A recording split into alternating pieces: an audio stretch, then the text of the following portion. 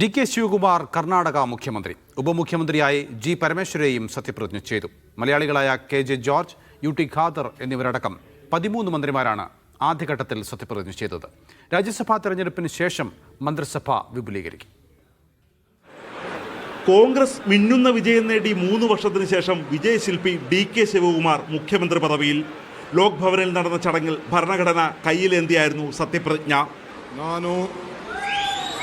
ಡಿ.ಕೆ. ಶಿವಕುಮಾರ್ ಎಂಬ ಹೆಸರಿನಾದ ನಾನು ಕಾನೂನು ಮೂಲಕ ಸ್ಥಾಪಿತವಾದ ಭಾರತದ ಸಂವಿಧಾನ ವಿಷಯದಲ್ಲಿ ನಿಜವಾದ ಶ್ರದ್ಧೆ ಮತ್ತು ನಿಷ್ಠೆಯನ್ನು ಹೊಂದಿರುತ್ತೇನೆಂದು ഏക ഉപമുഖ്യമന്ത്രിയായി ജി. പരമേശ്വരയും സത്യപ്രതിജ്ഞ ചെയ്തു.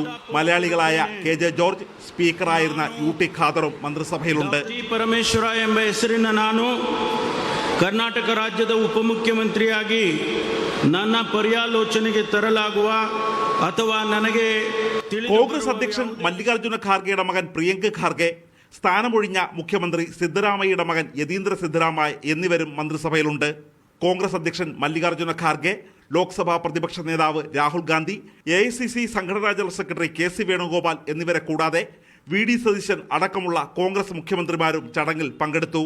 ആഴ്ചകൾ നീണ്ട ചർച്ചകൾക്കൊടുവിലായിരുന്നു മുഖ്യമന്ത്രി സ്ഥാനത്ത് നിന്നുള്ള സിദ്ധരാമയ്യയുടെ രാജി. മകനെ മന്ത്രിയാക്കണമെന്നതടക്കമുള്ള ഉപാധി ഹൈക്കമാൻഡ് അംഗീകരിച്ചു.